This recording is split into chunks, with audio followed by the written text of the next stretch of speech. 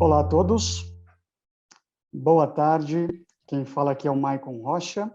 Eu sou o diretor responsável pela prática de HCM na Oracle aqui no Brasil. Para quem não me conhece, toda a divisão nossa aqui de tecnologia focada em gestão do capital humano está sob a minha gestão hoje aqui dentro da nossa estrutura de cloud na Oracle. E mais uma vez é um grande prazer estar aqui mediando mais um evento da DCH. Eu me sinto muito feliz por esse convite, não é a primeira vez, estou voltando aqui a mais um quadro, eu sei da relevância que nós temos da DCH, da DCAT, como o maior ecossistema de líderes de RH, né, de toda a Península Ibérica, de toda a América Latina, por isso que eu fico muito feliz. E, mais uma vez, muito obrigado, DCH, pelo convite de estar aqui com um super grupo de executivos, com um super grupo de profissionais. E hoje, né, um evento híbrido Portugal-Brasil. A gente tem muita gente boa de Portugal, também aqui de Brasil, conectando para falarmos sobre um tema muito relevante, né, que é o The Great Resignation, a grande renúncia. Um tema que tem estado em evidência nos últimos 2 anos, mas eu acho que ele já dava sinais disso um pouquinho antes, e a gente tem que se preocupar também para o que vai vir após esse período de retomada de pandemia, mas é um tema muito sensível, não só para as lideranças de RH, mas também um tema sensível para todas as lideranças organizacionais. Então, antes de começar a apresentar aqui os nossos convidados, eu gostaria de passar aqui a palavra ao Juan Carlos, que é o nosso presidente global aqui da DCH, antes que eu possa apresentar os demais membros dessa nossa conversa. Juan Carlos, esteja confortável para charlar, a palavra é tua. Muchas gracias, Maicon. Bueno, bienvenidos todos y bienvenidas todas. Primero, mis disculpas porque no hablo portugués. Espero este problema solucionarlo, no muy tarde, pero no hablo portugués y lamentablemente tengo que hablar en español. Pero creo que cuando hablamos despacio, los españoles y los de habla portuguesa nos entendemos. Sí. A pesar de que yo hablo siempre muy deprisa, hoy intentaré hablar un poco. El muy conocido portuñol para nosotros, Juan Carlos. Exacto, eso es. Bueno, sobre todo, como decía, muy bienvenidos y bienvenidas todos a esta jornada de lusofonía. Como decías, efectivamente al inicio, DCH, como sabéis, es el mayor ecosistema, mayor asociación de directivos y directivas de capital humano de la península ibérica y de América Latina. Y por esta razón, además, cada vez queremos dar un peso mayor al mundo lusófono dentro del ecosistema de DCH. A los países de habla portuguesa, obviamente en nuestro caso Portugal y Brasil, aunque creo que sabéis también, tenemos un capítulo en África que funciona un poco al margen, pero que también le damos posibilidad de acceder a las mejores prácticas de personas, y ahí tenemos, como bien sabéis todos, pues varios países como Angola, Mozambique y Cabo Verde de habla portuguesa. Pero digo, al portugués dentro de nuestro ecosistema queremos darle mucha importancia. En nuestro equipo de gestión hemos incorporado ya varias personas de habla portuguesa porque queremos darle un peso importante, aparte de los embajadores y directores de desarrollo de los países, también desde la organización, desde España, hemos incorporado varias personas de habla portuguesa para impulsar todas las actividades que tienen que ver con el habla portuguesa. Sabéis que estamos creando ya actividades, encuentros lusófonos que llamamos, estamos creando centros de excelencia lusófonos también, de hecho fue iniciativa del presidente de DCH Portugal, de Rui Méndez. La verdad es que es una iniciativa también, ya habíamos arrancado previamente, pero se le ha dado un enfoque mucho más amplio a los centros de excelencia, también para compartir experiencias entre asociados tanto de Portugal como de Brasil. Obviamente, además, los de Portugal tienen actividades regionales también ibéricas, los de Brasil tienen también actividades regionales con LATAM y además las actividades globales a las que tienen acceso todos los miembros de DCH de todos los países. Y realmente un poco más. Se va a lanzar también por iniciativa también del último comité ejecutivo de DCH. El comité ejecutivo lo componen los presidentes y presidentas de DCH de cada uno de los países en los que operamos. Y se decidió dentro de DCH Academy, que es una iniciativa en la que realizamos formación de temáticas poco habituales en el mundo de la formación. Una de las que más estamos desarrollando es agilismo para recursos humanos, HR Agile, y se va a lanzar también un programa en portugués también para dar cobertura a nuestros asociados tanto de Portugal como de Brasil. Y nada más, volver a dar las gracias a los participantes, a los que nos escuchan, la bienvenida a todos y todas vosotros. Un agradecimiento muy especial a todos los panelistas que vais a participar y a nuestros partners que nos acompañan hoy, Oracle e Indeed, para poder desarrollar esta jornada también. Y espero que disfrutemos, que seguro que va a ser así, todos de esta jornada. Muchas gracias a todos. Sem dúvidas, muitas graças, Juan Carlos. Obrigado. Temos agora 55 minutos aqui programados, né? Nossa sessão é um evento com um tema, a gente estava até conversando aqui no backstage, é um tema super interessante, tem muita coisa para ser falada e a gente vai se esforçar aqui ao máximo para que a gente consiga ter, dentro desse 1 hora, o máximo de conteúdo possível, né? Que seja uma conversa muito agradável, muito produtiva a respeito desse tema que hoje está com uma evidência assim tremenda. Acho que antes da gente começar agora primeiramente com a nossa palestra, que vai ser conduzida aqui pela Tatiana, eu vou fazer uma rápida apresentação dos nossos painelistas, de todos os profissionais que estão conectados aqui de Portugal, de Brasil, que vão participar dessa mesa redonda conosco. Logo na sequência também apresento aqui a Tatiana e passo a palavra para ela. Mas para que todos entendam, hoje conectados aqui comigo durante essa 1 hora, nós temos a Sandra Brito Pereira, que é diretora de Recursos Humanos do Banco Montepio, em Lisboa, em Portugal, né? Ela que é mestre em Gestão de Empresas pela Universidade de Nova Lisboa e doutorado em Psicologia Organizacional pelo Instituto Superior de Psicologia Aplicada e também professora universitária há mais de 20 anos nas áreas de gestão e direito. Então, super currículo. Obrigado pela sua presença conosco, Sandra.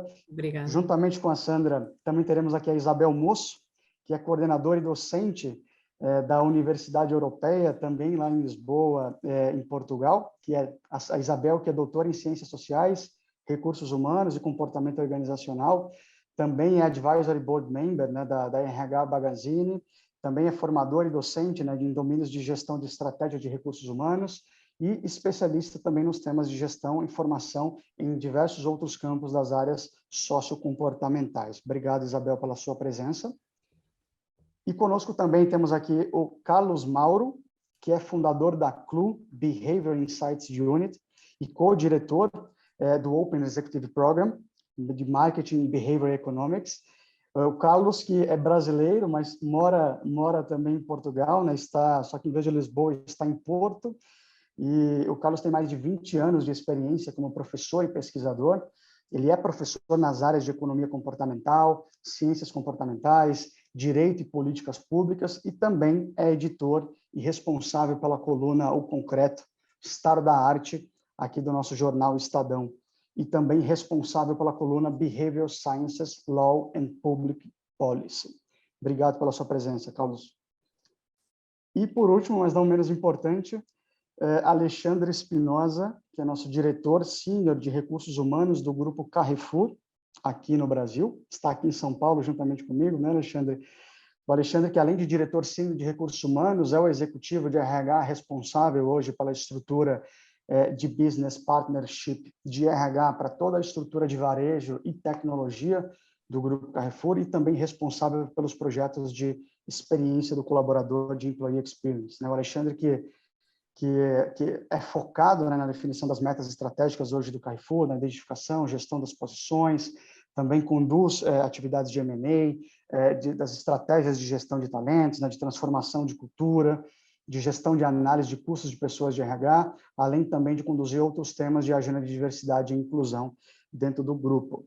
Alexandre, muito obrigado. E agora eu vou passar a palavra aqui para a Tatiana, que é especialista de recrutamento do Indeed, né? A Tatiana, eu gosto muito desse termo, Tatiana, eu quero que depois você explique até um pouquinho o termo do evangelista, porque alguns usam o SME, né, como Subject Matter Expert, outros o evangelista, mas que é a nossa evangelista especialista aqui de recrutamento do Indeed e que vai conduzir a nossa palestra de hoje a respeito do tema da grande renúncia, do Great Resignation. Tatiana, mais uma vez é um prazer estar contigo, já estivemos juntos em outros bate-papos, muito obrigado e a palavra agora é tua. Muito obrigada, Maicon, pela oportunidade, pela excelente condução. Prazer enorme estarmos juntos aqui novamente nesse encontro tão relevante e trazendo esse tema que eu acho que todos nós estamos muito de olho aí, não é de hoje. Bom, queria agradecer também a todos os participantes, a todos que vão participar da mesa redonda, ao Juan, que está conosco aqui também. Sempre um prazer poder estar com vocês nas iniciativas da DC8. Bom, falando um pouquinho sobre a minha posição, o Michael tem uma certa curiosidade a respeito, eu acho que não é à toa, né, Michael? Muitas pessoas me perguntam, Tati, o que significa esse cargo, evangelista? O que faz o evangelista?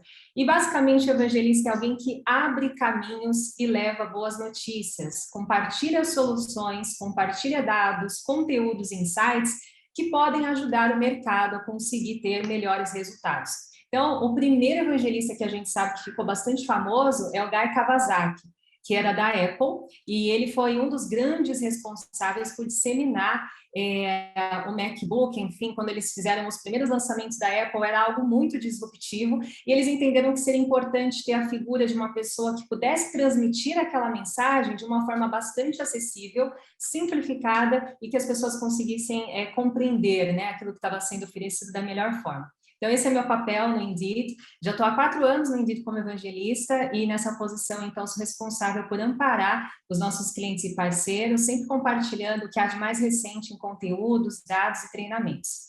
Bom, pessoal, entrando aqui no tema de hoje, né, The Great Resignation, aqui no Brasil esse termo ficou bastante conhecido como sendo a grande debandada, também é um termo que se popularizou bastante.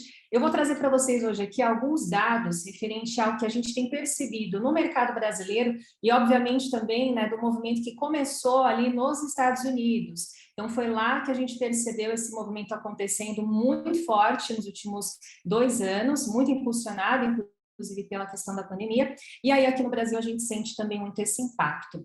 Bom, pessoal, desde o ano passado, a gente sabe já, de acordo com dados, que mais de 4 milhões de americanos deixaram os seus empregos voluntariamente. E lá nos Estados Unidos, a gente vê que esse grupo é formado, em sua grande maioria, por trabalhadores urbanos, né, que estão ali residentes nas grandes cidades, com menos de 30 anos, então a gente vê um movimento dos jovens ali muito engajados e motivados nessa ação de se desligar voluntariamente das empresas em questão, e também a gente percebe que a maioria presente ali no setor de serviços.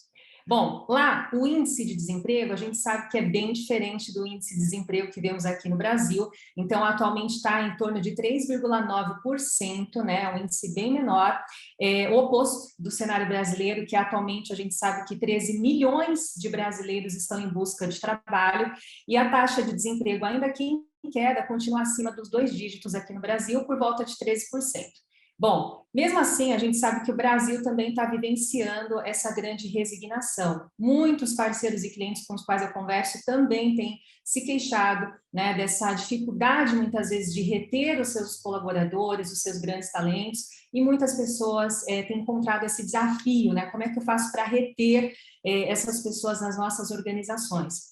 Todos os meses, a gente tem visto, nos últimos meses aqui no Brasil, em torno de 500 mil trabalhadores pedindo demissão.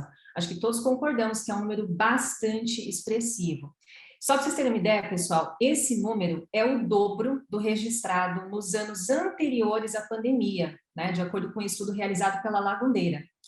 E aí a gente vê que os números mostram que Brasil e Estados Unidos, eles vivem um momento semelhante.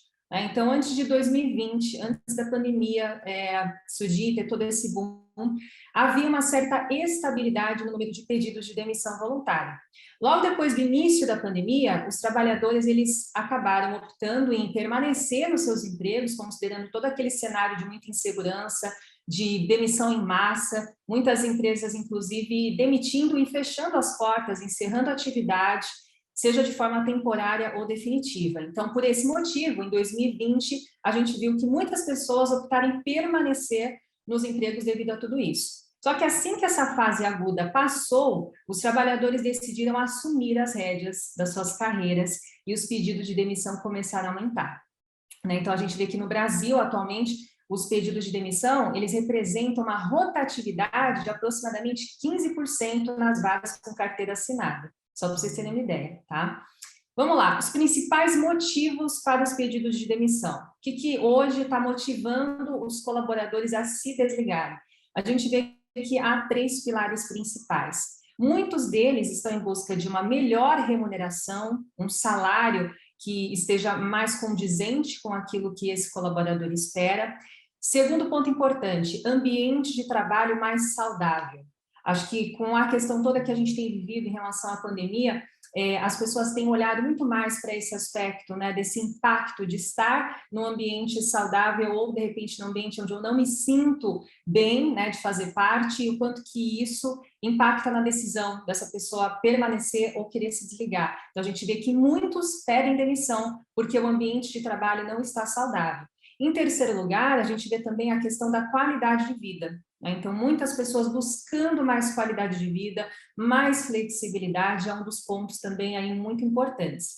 Bom, além disso, a gente vê que também o aumento das oportunidades de trabalho remoto tem feito com que mais pessoas priorizem a possibilidade de trabalhar e de ter mais tempo livre ao mesmo tempo. Então, até antes da gente começar aqui o evento, a gente estava num papo, né, Michael, falando um pouquinho sobre essa questão, né, do trabalho remoto, o híbrido, os pontos positivos, né, prós e contras, e a gente vê que muitas pessoas estão cada vez mais valorizando a possibilidade de trabalhar remotamente, ou pelo menos dentro do modelo híbrido, exatamente porque isso possibilita que eles tenham maior qualidade de vida. Bom, os homens, a gente percebe que foram os mais ativos nos pedidos de demissão do que as mulheres nos últimos meses.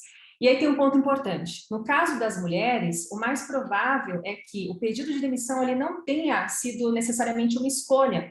Muitas mulheres tiveram que deixar o mercado de trabalho nos últimos 2 anos por uma necessidade, né? Porque de repente precisava estar ali cuidando de parentes, dos filhos, as escolas ficaram por muito tempo fechadas, e aí com isso muitas mulheres acabaram saindo do mercado. Então houve aí esses 2 pontos, algumas delas sendo demitidas, mas também uma grande parcela que precisou deixar o mercado devido a uma necessidade.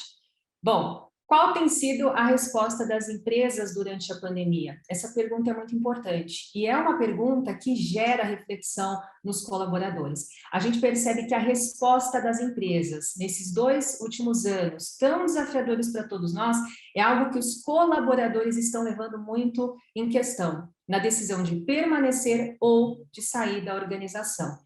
Então, o suporte oferecido aos colaboradores tem pesado muito na decisão de permanecer ou não no emprego atual.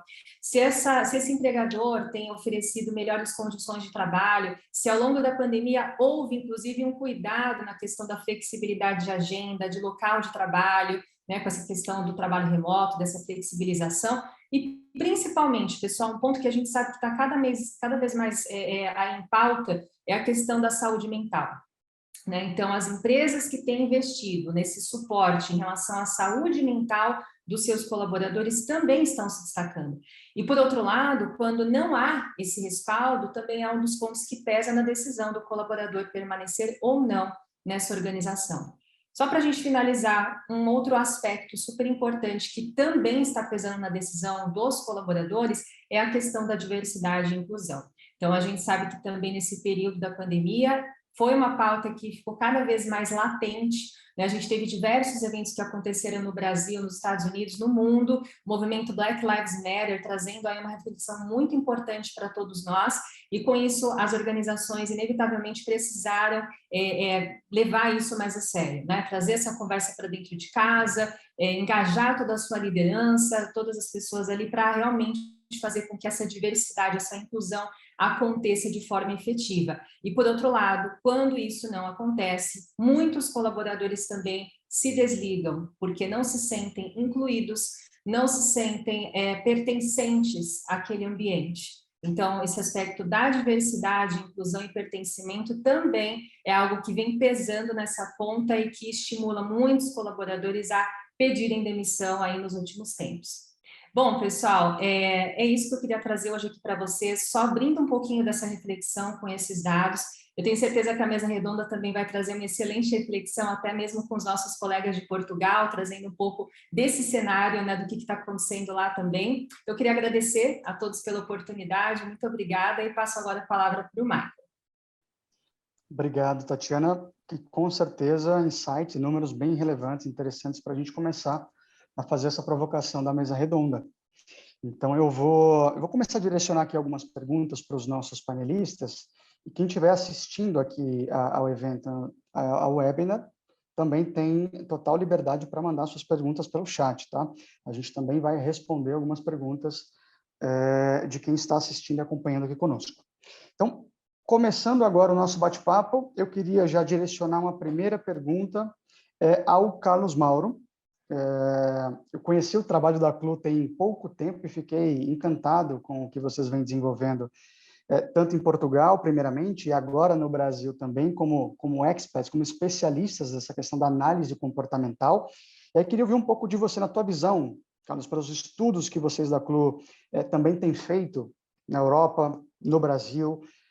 Quando a gente olha para esse movimento da grande renúncia, da grande debandada, inicialmente parecia um comportamento drivado pela crise sanitária, olhado muito pela questão da segurança física, e depois outros elementos apareceram como a questão, poxa, não é só sanitário, pode ser financeiro.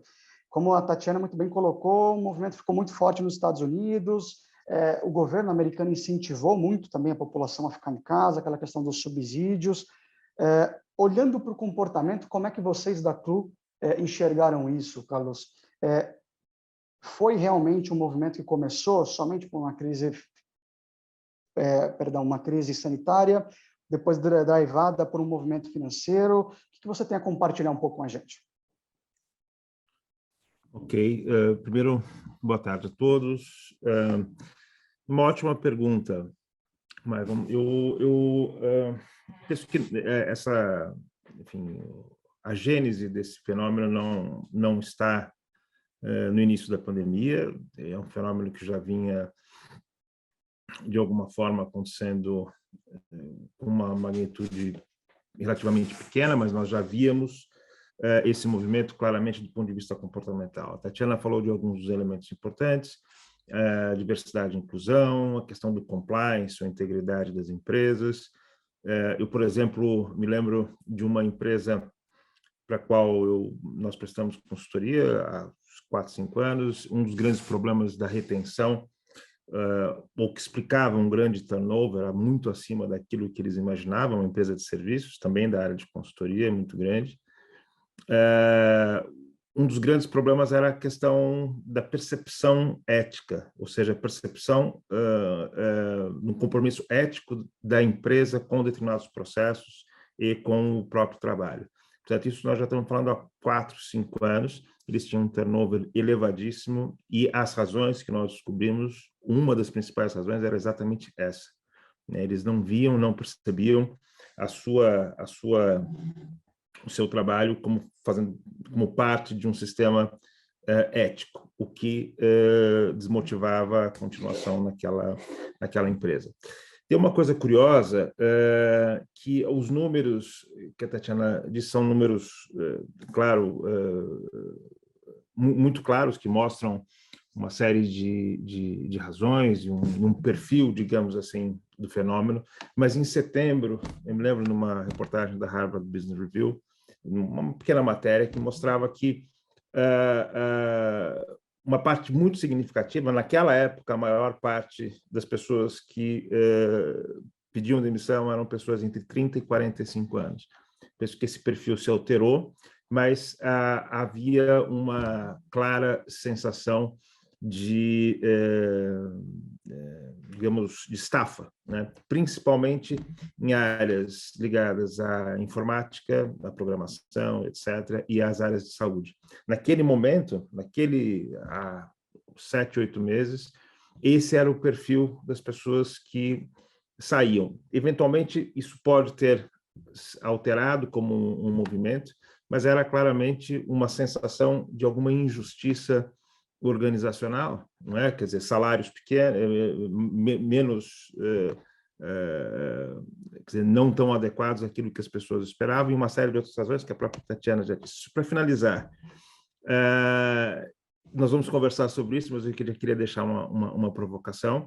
Se de fato esse é um movimento que veio para ficar, ou se é uma grande renegociação do contrato de trabalho lato sensu, ou se, na verdade, as empresas vão encontrar uma forma de cooptar esse sentimento, fazendo um pouquinho de lavagem de algumas das coisas que não fazem bem. E sobre isso, acho que a gente pode falar um pouquinho mais à frente. Legal, bacana. Acho que eu vou pegar exatamente o gancho da tua fala para fazer uma provocação de uma nova pergunta, que agora eu vou direcionar para a Isabel Moço. Gostaria muito de ouvir o que ela tem a nos dizer exatamente desta percepção. Se esse movimento, né, do Great Resignation talvez seja um grande movimento de protesto dessa classe de trabalhadores, desse nível, destas pessoas, muito olhando para suas empresas no sentimento de injustiça ou até mesmo de falta de propósito. Eu também tinha estudado um pouco dessa questão do conflito das gerações, de que talvez a boa parte das pessoas que estavam aderindo a esse movimento da grande renúncia estivessem classificados na geração dos millennials, né? Mas que não, que depois começou até a mudar um pouco mais, talvez uma faixa etária até um pouco mais nova, já adentrando dentro da geração Z, da geração que vem depois aí dos millennials, que também tem muito forte essa questão do propósito do trabalho, não é só trabalhar simplesmente por estar no emprego, por vestir uma camisa, tem que ter um significado muito maior. Você acha que isso também está conectado, Isabel, nessa questão do movimento e na transformação das gerações que estão hoje no mercado de trabalho? Ou não pode ter sido também orientado como um movimento mais de protesto, também como o Carlos Mauro colocou aqui agora há pouco? Qual a tua visão sobre o assunto? Certo, muito obrigada. É uma questão que nos levava aqui a falar de muitos temas, alguns dos quais nós já vínhamos a discutir há muito tempo, nomeadamente esta questão das gerações e a atitude das diferentes gerações perante o trabalho, que de facto para a gestão de recursos humanos sempre foi, nos últimos anos, aqui um tema nuclear, porque há de facto aqui algumas diferenças.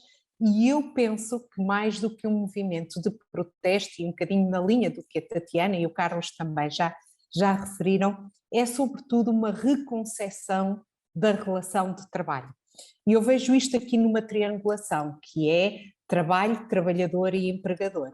E o que eu acho que está a acontecer, e tenho até escrito alguma coisa sobre isso, tem a ver com novos conceitos daquilo que é esta relação, seja ela entre que vetores for. Ou seja, parece-me a mim que, do ponto de vista dos trabalhadores, há um novo conceito do que é a relação de trabalho, a ligação às empresas e também esta relação, que não é só transacional, que é também muito emocional, em relação ao empregador. Do ponto de vista do empregador, é um enorme desafio, e eu acho que aqui um ponto que nós temos que tocar é o conjunto de pistas que pode resultar aqui da reflexão sobre este movimento, como disseram, já se vem a manifestar há algum tempo, e os números neste momento já são bastante mais impactantes do que eram no final do ano passado, no final de 2021, e já se contam, a Forbes já vai apontando à volta dos 10 milhões nos Estados Unidos, e portanto, e com o efeito dominó que este movimento tem provocado. Do ponto de vista do trabalho, e também já tocámos aqui esse ponto, há de facto novos formatos já hoje validados, já muito consolidados, já muito experienciados também e que começam a revelar alguma apetência, alguma adesão, como o trabalho remoto ou o trabalho híbrido de que aqui falámos, que resultam numa nova experiência de trabalho. Então, o que eu acho é que, e depois de passarmos ao time to action, não é? O que é que podemos fazer? O que me parece a mim é que o essencial de toda esta reflexão neste momento tem a ver com a reconfiguração da relação de trabalho, trabalhador, empregador. E isto está a mudar significativamente. Aliás, nós vemos, por exemplo, os movimentos, por exemplo, nos Estados Unidos, a Freelancers Union, não é? Que aponta que em 2050 cerca de 50% da mão de obra estará neste tipo de regimes, não é? O contingent workforce que nós vamos falando e que começam a aparecer de facto como alternativas, com dark side, com certeza também, não é? Que também temos que ponderar, mas eu acho que é fundamentalmente isso, Michael, eu acho que é fundamentalmente aqui uma nova concepção do valor do trabalho, dos formatos de prestação de trabalho e de como estes três pilares aqui desta relação se organizam na resposta que pode ser dada. Muito bom, Isabel. Você tocou num ponto bem legal que seria tema até para um outro painel. A gente poderia ficar 1 hora falando só de gig economy, né? Como esse movimento realmente dos trabalhadores que preferem adotar agora esse novo modelo e da forma como eles querem trabalhar. Eles estão se reinventando, né? Não é mais o colaborador que vai ao trabalho, é o trabalho que vai até a pessoa e o quando trabalhar, como trabalhar e onde trabalhar totalmente mudou. E a gente viu como isso foi acelerado durante esse tempo de pandemia. E aí a tecnologia também entrou como um fator também exponencial para que as organizações e os líderes pudessem começar a trabalhar esse shift. E aí eu vou até agora aproveitar que a gente tem aqui também 2 heads de recursos humanos, 2 diretores responsáveis aí por uma área que hoje é uma área crucial para qualquer organização. Acho que já está claro para todo mundo que o capital mais valioso de qualquer empresa é o capital humano. Esse movimento tem preocupado as lideranças no geral, mas eu vejo que existe um peso diferente sobre as lideranças de RH. Eu vejo que tem uma responsabilidade, uma luz muito forte dentro hoje das cabeças das lideranças de recursos humanos, e mais uma vez reforço, isso é um tema que tem que ser tratado por todas as lideranças, independente da área, todos são líderes.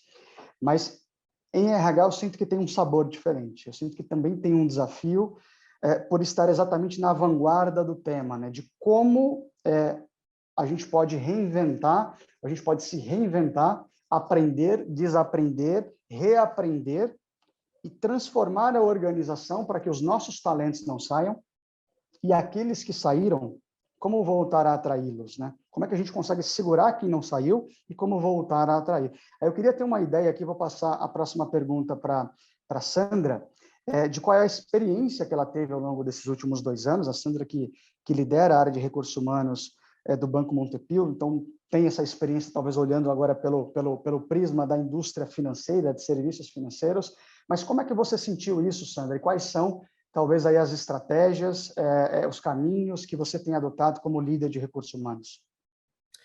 Então, boa tarde, obrigada pela questão, boa tarde a todos, é um gosto estar aqui. Efetivamente, nós temos na nossa agenda, e creio que o Alexandre concordará, temos sempre, e já em 2001 lançaram aquele livro do War for Talent, não é? 3 ex-McKinseys, portanto, nós temos sempre na nossa agenda esta preocupação e esta noção de que o impacto do talento na produtividade e na rentabilidade das empresas é uma correlação positiva e é significativa, não é? Portanto, creio que todos já trabalhamos com base nesse pressuposto. Acontece que, efetivamente, eu concordo um bocadinho com o Carlos, nós já tínhamos esta questão latente antes do fenómeno da pandemia, não é? Já havia, de facto, aqui algumas áreas onde era muito difícil contratar e, acima de tudo, tínhamos que ter uma agenda musculada para reter, não é? Portanto, tínhamos a noção de que são profissionais no meu setor, especialmente em áreas que nós chamamos de controle interno, áreas como o risco, áreas como o compliance, áreas como a auditoria interna, que já tínhamos realmente que ter ali uma atenção acrescida. O que é que eu sinto que aconteceu com a pandemia? Efetivamente, tivemos praticamente 2 anos em casa, tivemos que mudar um bocadinho o paradigma da gestão das equipas de forma remota. As lideranças, curiosamente, algumas delas emergiram, pessoas que nós não imaginávamos que fossem líderes e efetivamente se tornaram-se líderes nesta era também da pandemia. E o que nós tentámos fazer foi, para não perder o laço da cultura, não é? E no fundo da coesão organizacional, foi tentar encontrar formas de estabelecer pontos, de estar com os colaboradores juntos à distância, não é? Portanto, criámos uma intensidade maior em tudo o que tem a ver com comunicação interna, newsletters, criámos um e-coffee with the CEO, portanto, todas as semanas o CEO fazia um e-coffee virtual e digital com 6 colaboradores. Com os trainees, por exemplo, posso-vos dizer que tínhamos planeado apenas uma atividade mensal de desenvolvimento e de team building, passámos a fazê-la semanal. Para quê? Para garantir que os ciclos eram mais curtos. Eu tenho 14 reportes diretos, fazia one-to-ones de 15 em 15 dias, passei a fazer semanais e passei a fazer uma coisa curiosa, que é, começava sempre as conversas com perguntas pessoais e não profissionais. Como é que estás? Como é que está a tua família? Como é que estás a gerir a pandemia? Como é que te sentes? Para quê? Para ganhar precisamente sensibilidade para o lado do bem-estar psicológico, sobretudo, não é? Porque sabíamos que são contextos que de facto as pessoas tiveram pouco tempo para se adaptar e muito desafiantes. Portanto, o que eu sinto é que as organizações tentaram, dentro de um enquadramento difícil e muito desafiante, garantir que os colaboradores se sentiam unidos, apoiados, suportados, o tal holding environment, que é muito importante, em especial em épocas de maior dificuldade. E agora o que eu vos digo é, eu acho que o pior ainda está para vir, que é o que eu sinto na minha área, que é agora com o plano de retorno, começamos efetivamente a sentir alguma resistência de pessoas que nós andámos a vida toda a dizer que deviam ser protagonistas da sua carreira e que nós estávamos cá só para apoiar e para suportar e que agora efetivamente são protagonistas da sua carreira e decidem como, onde e com quem querem trabalhar. E esse é um grande desafio, porque isso vai impactar muito também com o arrojo e a criatividade que nós, como diretores de recursos humanos, vamos ter junto dos nossos boards.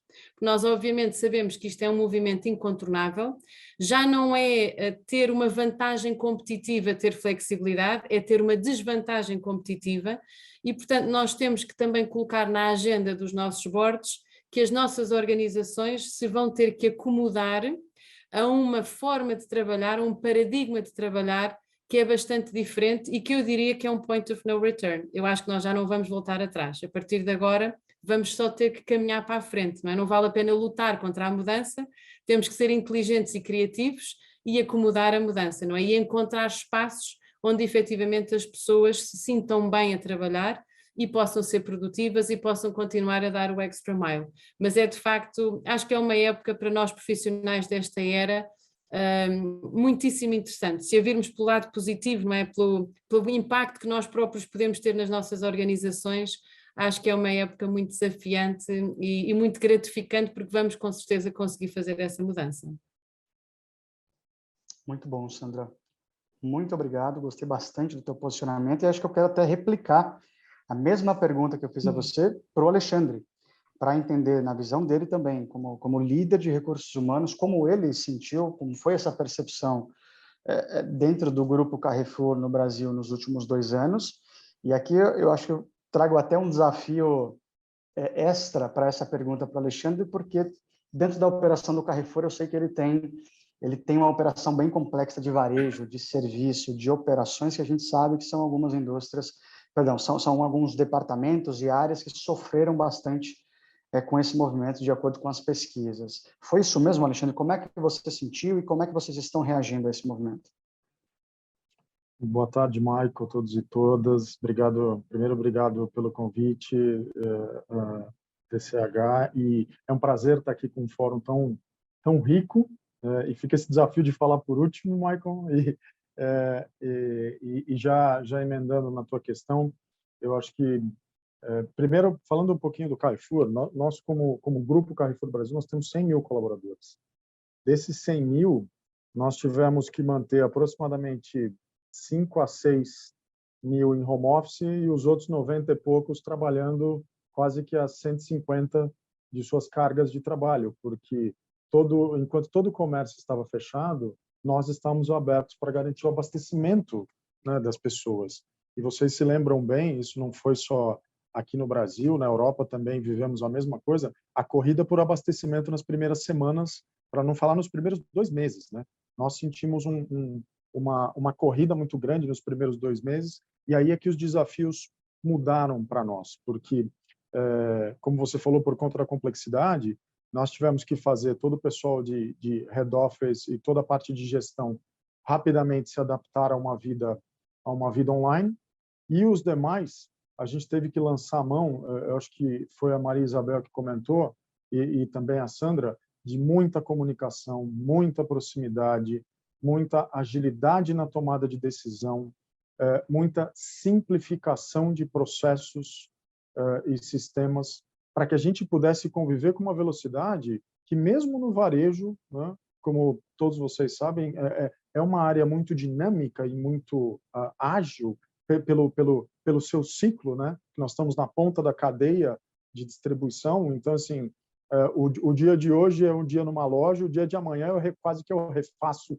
grande parte do abastecimento da loja, então assim, por si só já é dinâmico. Agora vocês imaginem a gente trabalhando a 150% da capacidade de uma loja e tendo que tomar decisões muito mais rápidas e com a mesma força de trabalho, mas com um mindset antigo. Então, esse foi um dos grandes desafios, a Sandra também falou disso, de como a gente se conectou com as pessoas de uma maneira diferente, mas falando que nós precisávamos trabalhar de maneira diferente.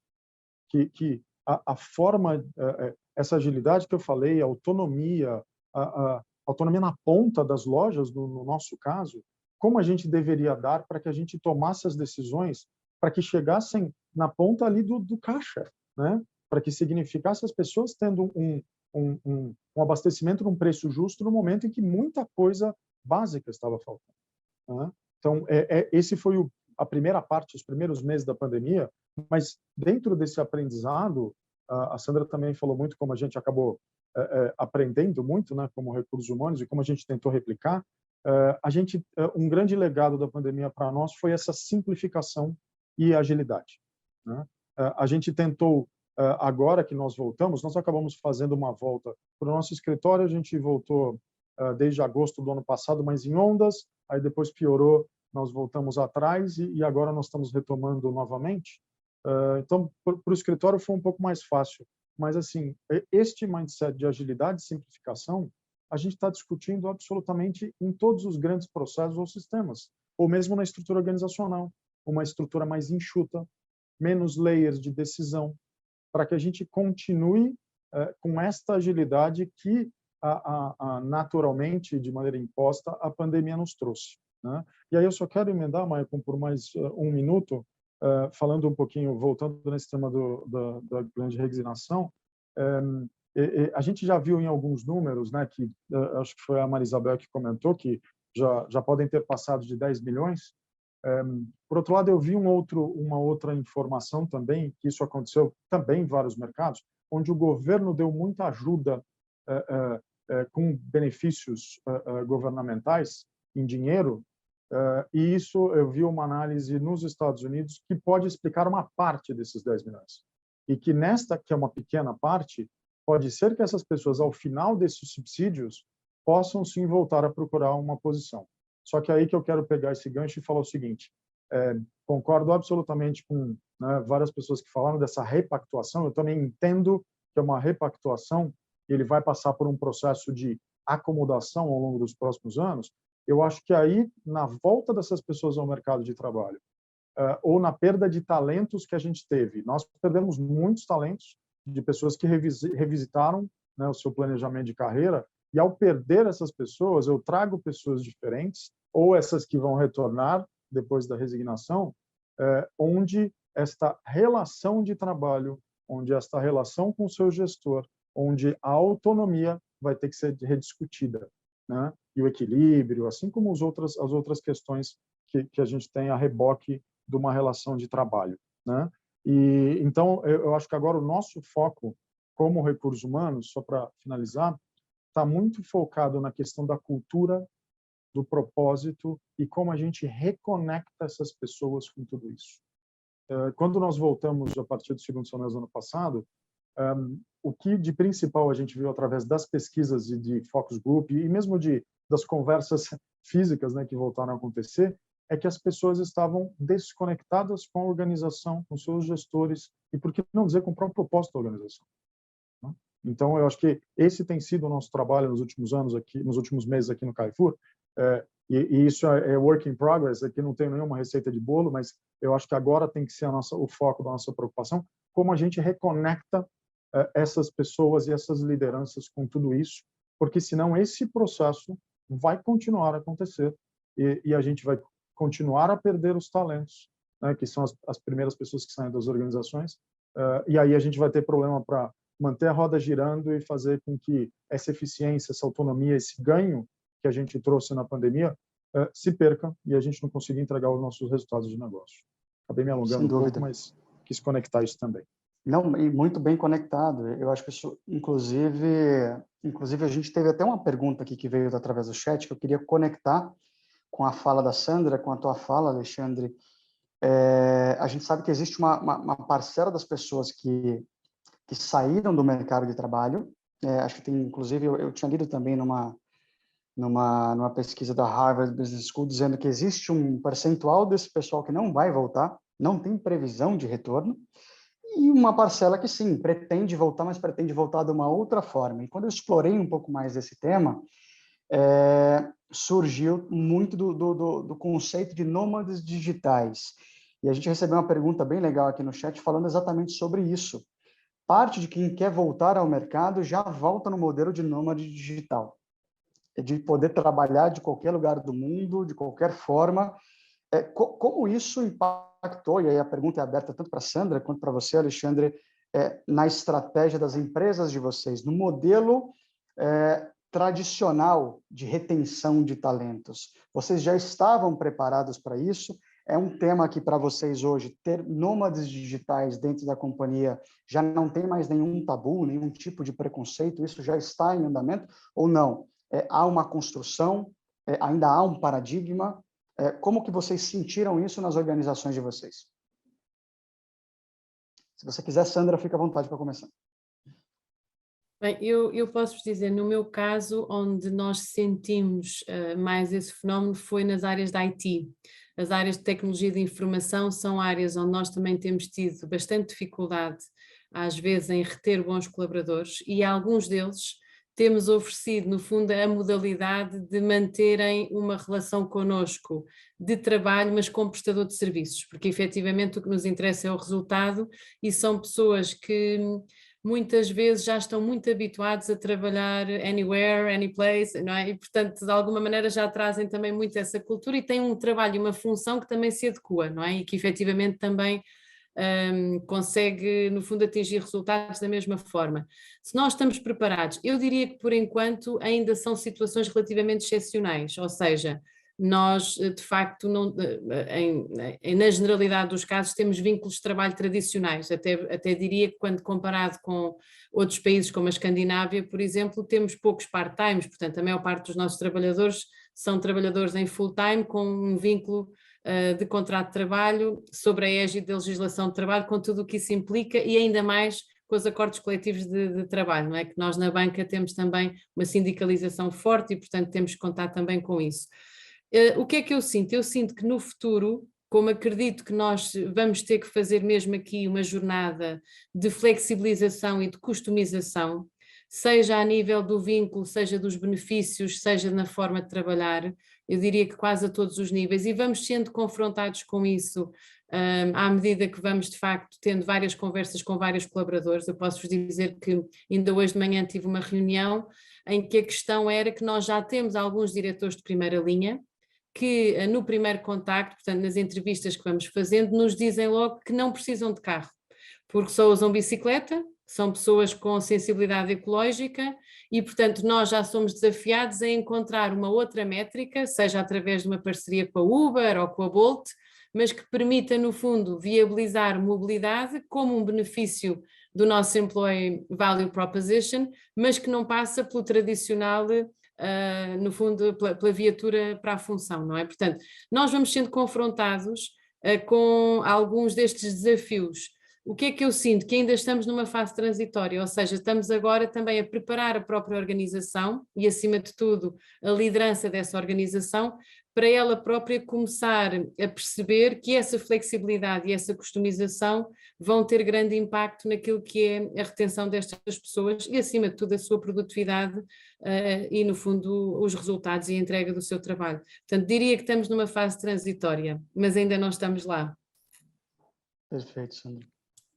Maicon, aqui no nosso caso, nós aproveitamos para empurrar essa agenda. Então, assim como a Sandra comentou, também TI, tecnologia, é o grande issue, né? Quando a gente pensa de como retornar, e nesse caso a gente transformou quase 20 ou 30% dos contratos em contratos efetivamente de teletrabalho, né? Como se encaixam aqui na legislação.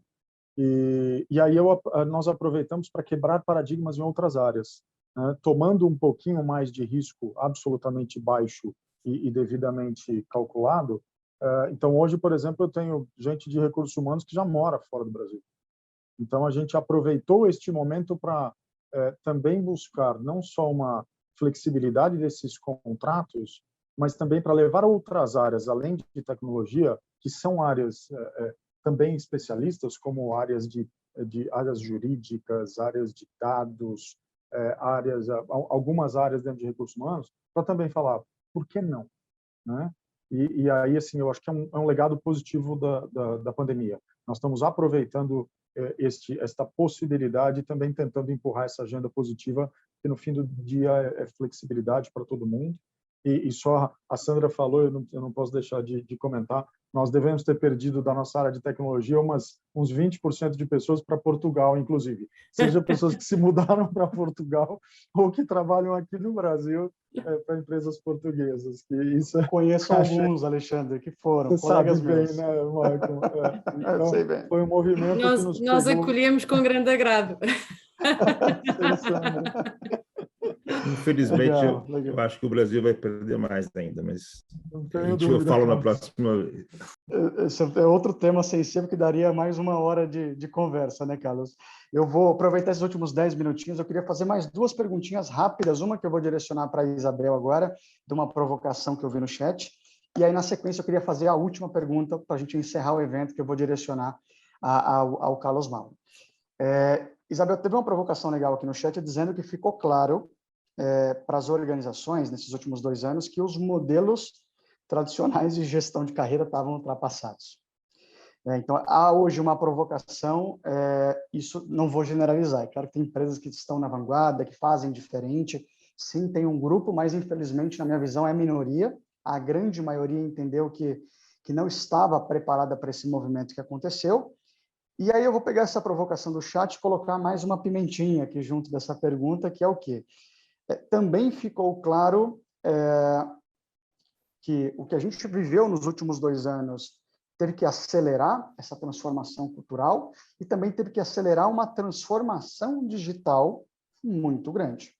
Na tua visão, o que você acha que as empresas poderiam fazer para promover modelos mais flexíveis, né, de carreira, de atração desses talentos, e qual é o papel da tecnologia, na sua opinião, para as organizações e para os líderes, não só de recursos humanos, mas para todos os líderes? Muito bem. Olha, a primeira coisa que eu digo é que é absolutamente essencial estarmos permanentemente a medir aquilo que se passa cá dentro. E quando eu falo em medir, não estou a falar exatamente dos tradicionais surveys de medição de satisfação ou de clima ou do que seja. É medir porque é que as pessoas cá estão. Isto se a retenção for um foco. E naturalmente aqui nestas medições a tecnologia ou o digital, nomeadamente as ciências de dados, ajudam-nos muito. No fundo é definitivamente na agenda da RH pôr o analytics em tudo.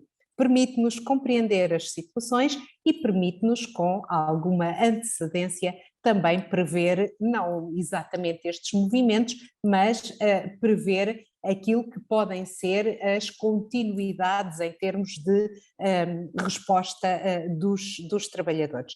Eu não resisto à provocação sem deixar mais algumas provocações, e sobretudo para reflexão. Isto é um bocadinho o papel dos professores, não é? E que é o seguinte, nós falamos muito como resposta ao The Big Quit, ou The Great Resignation, à questão da retenção. Focamos-nos muito na retenção. A primeira pergunta que eu deixo é, e de facto as pessoas querem ser retidas? E retidas a que custo? E retidas a que custo para as organizações, não é? E para as pessoas também. Mais uma vez, isto se liga muito com a questão das gerações. Há também uma outra provocação que tem a ver com o facto de nós estarmos a assistir, nomeadamente em Portugal, e conheço muitas indústrias em que isso se verifica, a uma escalada das recompensas, uma escalada das remunerações. Menos recursos, lei da oferta e da procura limpinha, não é? Menos recursos, estamos a oferecer mais, às vezes até ao Brasil, não é? Para trazer para cá recursos, e essa é uma questão, é um tema muito atual, não é? A pool de recursos é cada vez mais percepcionada como muito global. Então, há uma escalada das remunerações. Uma das questões que a mim me parece pertinente refletir é a ideia de que carreira e recompensas por si só não garantem retenção.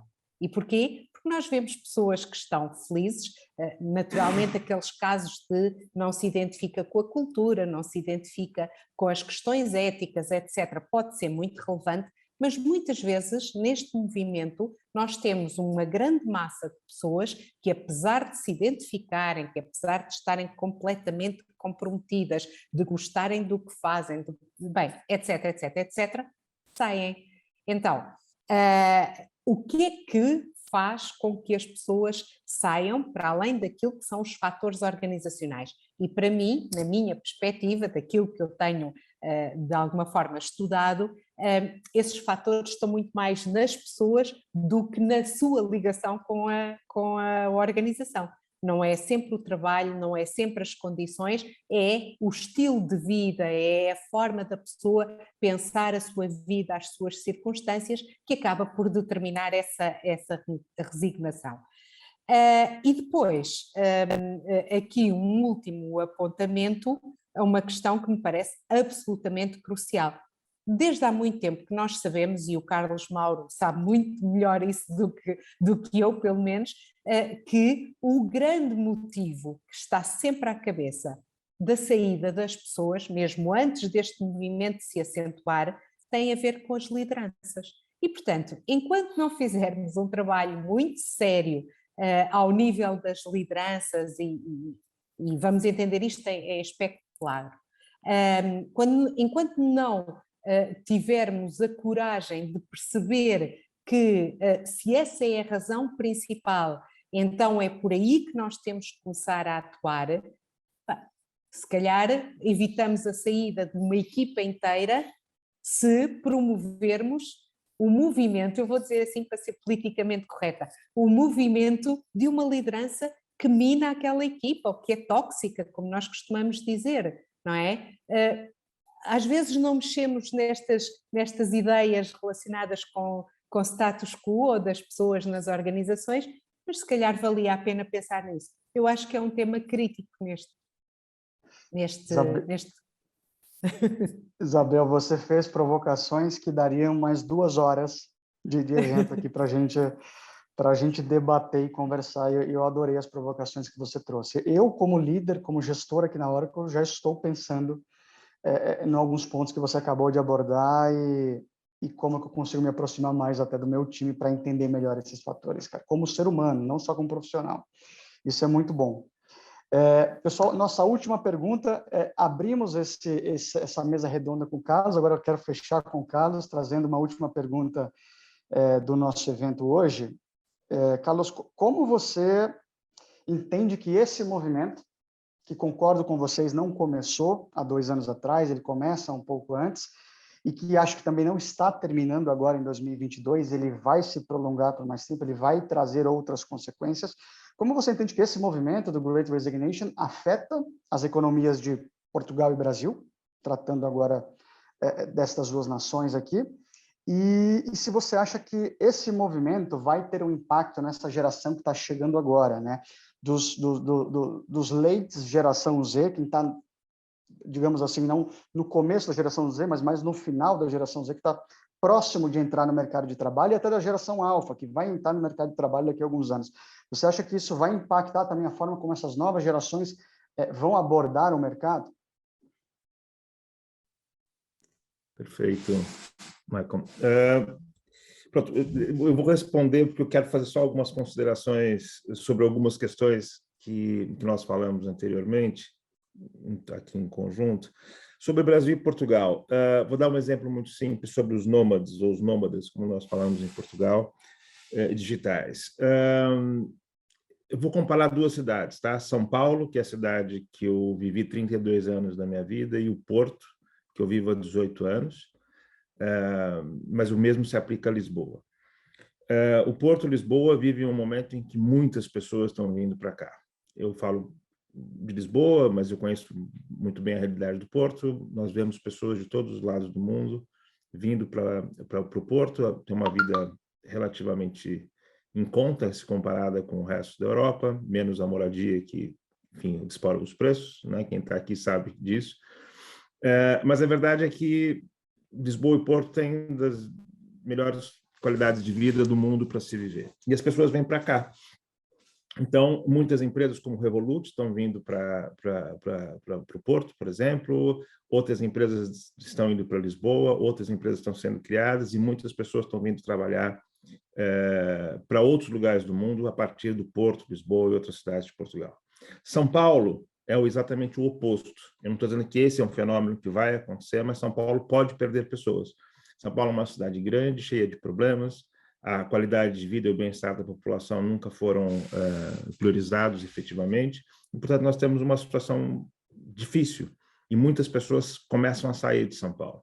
A quantidade de brasileiros que eu vejo vindo para Portugal é muito grande. É verdade que eu tenho mais contato com pessoas que vêm do Rio de Janeiro, por acaso, mas a verdade é que tem muitas pessoas, e no Brasil as empresas têm que ter atenção a isso. Vai ser muito difícil manter as pessoas na área de tecnologia da informação. Portugal tem empresas especializadas em contratação fora de pessoas da área de programadores, desenvolvedores, etc.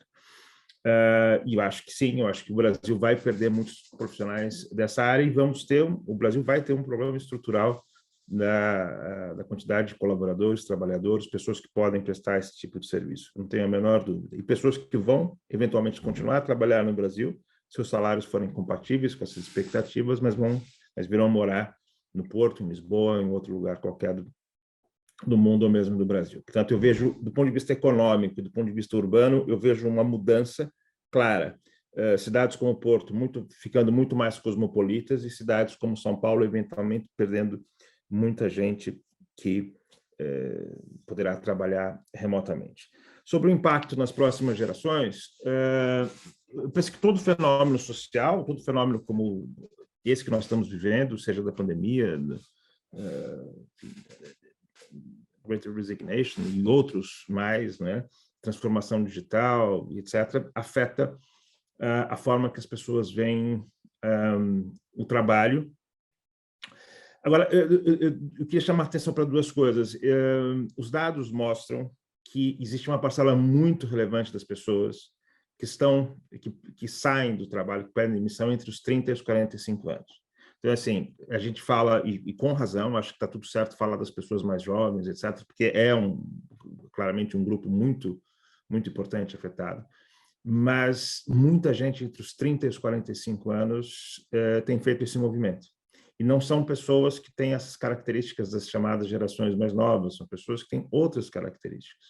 Portanto, em grande medida, a relação de trabalho vai ser alterada, o modo de trabalho vai ser alterado, e eu, sinceramente, nesse momento ainda não vejo as empresas, a não ser uma ou outra exceção, fazendo um trabalho de casa que é perceber que esse modo de trabalho tem que ser alterado, mas não é uma resposta híbrida que vai solucionar. Eu tenho ouvido muito disso, é híbrido, vamos fazer mais ou menos, um pouco aqui, um pouco ali, vai ser, as pessoas vão vir um dia, vão vir o outro dia. Algumas empresas criam sistemas complexos que aumentam o controle sobre as pessoas. Nós sabemos que a motivação é alicerçada em 3 coisas, vamos usar a teoria mais convencional e mais alinhada com várias outras formas de pensar, que é a autonomia, a conexão, né, entre as pessoas e a percepção de competência.